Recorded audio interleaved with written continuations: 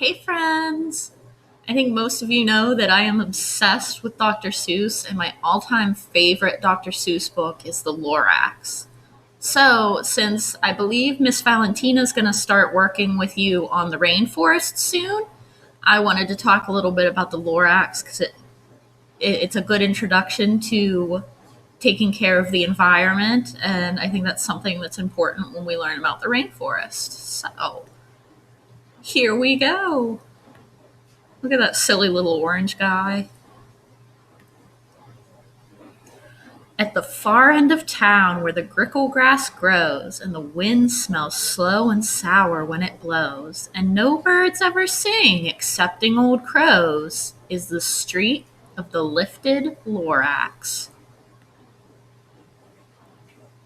And deep in the grickle grass, some people say, if you look deep enough, you can still see today where the Lorax once stood just as long as it could before somebody lifted the Lorax away. What was the Lorax and why was it there? And why was it lifted and taken somewhere from the far end of town where the grickle grass grows? The old Onceler still lives here. Ask him, he knows. So some of these words seem pretty silly, like gricklegrass and onceler. Are those real words or are those made up words? They're made up words, right?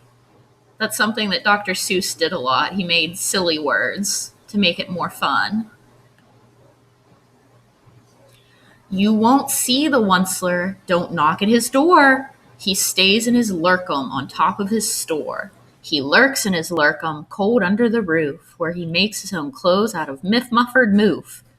And on special dank midnights in August he peeks out of the shutters, and sometimes he speaks and tells how the Lorax was lifted away.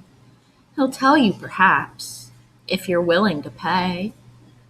Look at how tall the Onceler's house is. That's crazy. So tall. On the end of a rope, he lets down a tin pail, and you have to toss in 15 cents and a nail, and the shell of a great, great, great grandfather snail. 15 cents, a nail, and the shell of a snail. Let's see. Then he pulls up the pail, makes a most careful count to see if you've paid him the proper amount. Then he hides what you paid him away in his snub, his secret strange hole in his groovulous glove. Then he grunts, I will call you by whisper-ma-phone, for the secrets I tell are for your ears alone. Sloop! Down slops the whisper-ma-phone to your ear, and the old Onceler's whispers are not very clear, since they have to come down through a snurgly hose, and he sounds as if he had smallish bees up his nose. Now I'll tell you, he says, with his teeth sounding gray, how the Lorax got lifted and taken away. It all started way back, such a long, long time back. Let's see what happened with the Lorax. Way back in the days when the grass was still green and the pond was still wet and the clouds were still clean and the song of the Swami swans rang out in space, one morning I came to this glorious place. And I first saw the trees, the truffula trees, the bright-colored tufts of the truffula trees, mile after mile in the fresh morning breeze. Look how pretty it is there. We have the Swami swans and these beautiful truffula trees. There's a nice lake. And under the trees I saw brown barbaloots frisking about in their barbaloot suits as they played in the shade and ate truffula fruits. From the rippleless pond came the comfortable sound of the humming fish humming while splashing around. So we have barbaloots and humming fish. And we have the Swami swans. But those trees, those truffula trees! All my life I'd been searching for trees such as these. The touch of their tufts was much softer than silk, and they had the sweet smell of fresh butterfly milk. I felt a great leaping of joy in my heart. I knew just what I'd do. I unloaded my cart. So he really likes the truffula trees. They're very, very soft, like silk, softer than silk even. In no time at all, I had built a small shop. Then I chopped down a truffula tree with one chop, and with great skillful skill and with great speedy speed, I took the soft tuft and I knitted a thneed. Thneed, that's another made-up word. I wonder what that is. Looks sort of like a sweater. Let's see. The instant I'd finished, I heard a gazump. I looked. I saw something pop out of the stump of the tree I'd chopped down. It was sort of a man. Describe him? That's hard. I don't know if I can. He was shortish and oldish and brownish and mossy, and he spoke with a voice that was sharpish and bossy. Mister, he said with a sawdusty sneeze, I am the Lorax. I speak for the trees. I speak for the trees have no tongues, and I'm asking you, sir, at the top of my lungs. He was very upset as he shouted and puffed. What's that thing you've made out of my truffula tuft? The Lorax is mad.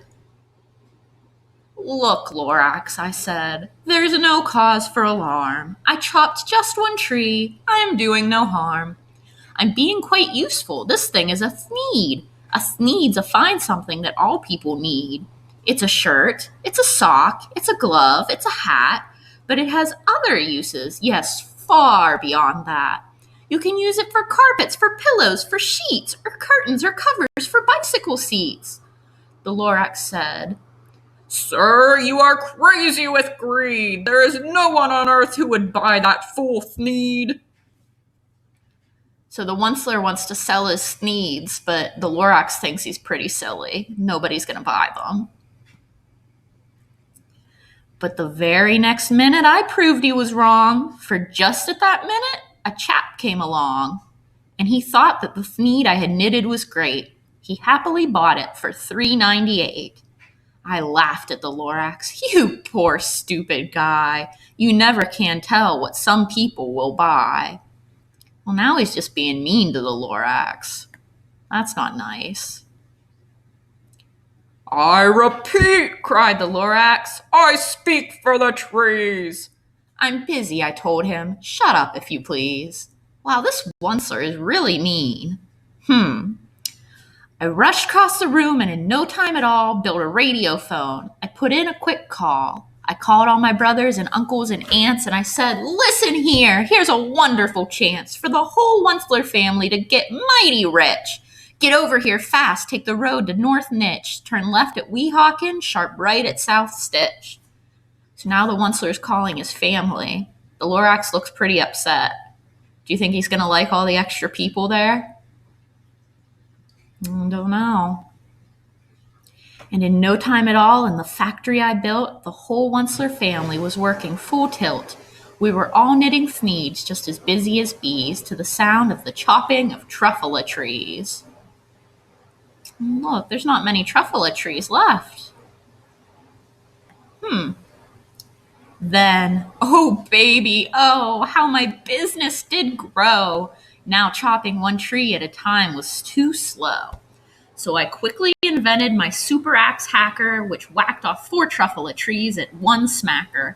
We were making thneeds 4 times as fast as before, and that Lorax, he didn't show up anymore.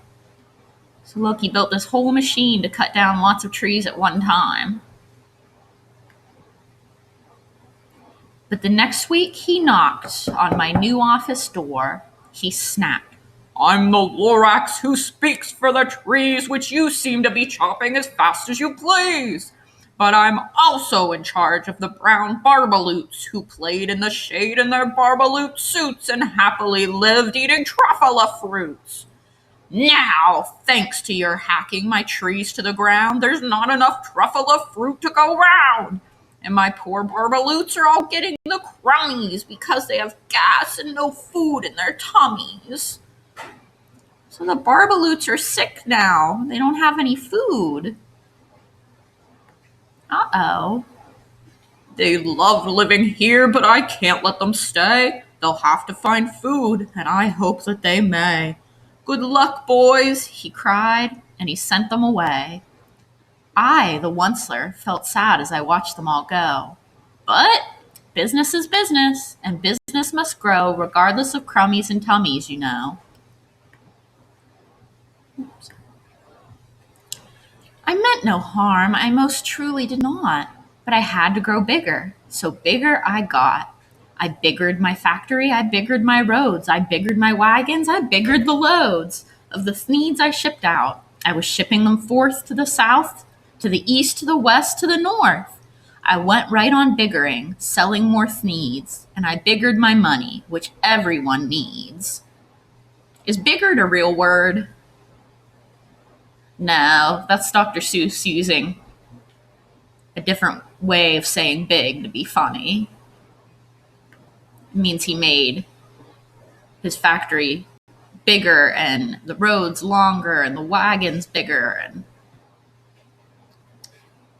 then again he came back. I was fixing some pipes when that old nuisance Lorax came back with more gripes. I am the Lorax, he coughed and he whiffed. He sneezed and he snuffled, he snargled, he sniffed. Onceler, he cried with a crufulous croak. Onceler, you're making such smogulous smoke. My poor swami swans, why they can't sing a note. No one can sing who has smog in his throat. What's smog? It's like smoke. Makes the air kind of dirty. And so, said the Lorax, please pardon my cough. They cannot live here. I'm sending them off. Where will they go? I don't hopefully know. They may have to fly for a month or a year to escape from the smog you've smogged up around here. What's more, snapped the Lorax. His dander was up. Let me say a few words about Gluppity-Glup. Your machinery chugs on day and night without stop, making Gluppity-Glup, also Schloppity-Schlup. And what do you do with this leftover goo? I'll show you, you dirty old Onceler man, you. You're glumping the pond where the humming fish hummed. No more can they hum, for their gills are all gummed. So I'm sending them off, oh, their future is dreary. They'll walk on their fins and get woefully weary in search of some water that isn't so smeary. I hear things are just as bad up in Lake Erie. And then I got mad. I got terribly mad. I yelled at the Lorax. Now listen here, Dad. All you do is yap, yap, and say bad, bad, bad, bad. Well, I have my rights, sir, and I'm telling you I intend to go on doing just what I do. And for your information, you Lorax, I'm figuring on biggering and biggering and biggering and biggering, turning more truffle trees into needs which everyone needs. Ooh, now the Onceler's mad too. What do you think the Lorax is going to do? Is he going to stay and yell, or is he going to leave? Let's see. And at that very moment, we heard a loud whack. From outside in the fields came a sickening smack of an axe on a tree. Then we heard the tree fall, the very last truffle tree of them all. They cut down all the trees, but they didn't put any more up. They're out of truffle trees now. No more trees, no more needs, no more work to be done. So in no time, my uncles and aunts, everyone, all waved me goodbye. They jumped into my cars and drove away under the smoke-smuggered stars. Now all that was left neath the bad-smelling sky was my big empty factory, the Lorax, and I. So everybody left because there's no trees. And it's just the Lorax and the Onceler now. The Lorax said nothing, just gave me a glance, just gave me a very sad, sad backward glance as he lifted himself by the seat of his pants. And I'll never forget the grim look on his face when he hoisted himself and took leave of this place through a hole in the smog without leaving a trace. So the Lorax just literally just picked himself up and went away. And all that the Lorax left here in this mess was a small pile of rocks with the one word, unless. Whatever that meant, well, I just couldn't guess. That was long, long ago, but each day since that day I've sat here and worried away. Through the years while my buildings have fallen apart, I've worried about it with all of my heart. But now, says the Onceler, now that you're here, the word of the Lorax seems perfectly clear. Unless someone like you cares a whole awful lot, nothing is going to get better. It's not. So this little boy is gonna fix everything. That's what the Onceler thinks. So catch, calls the Onceler. He lets something fall. It's a truffula seed. It's the last one of all. You're in charge of the last of the truffula seeds. And truffula trees are what everyone needs. Plant a new truffula, treat it with care. Give it clean water and feed it fresh air. Grow a forest, protect it from axes that hack. Then the Lorax and all of his friends may come back. So the Onceler and his family cut down all the truffula trees, but they didn't plant any more. So this little kid is going to plant the last seed and bring the truffula trees back. And that's the end. Thanks for reading with me, guys.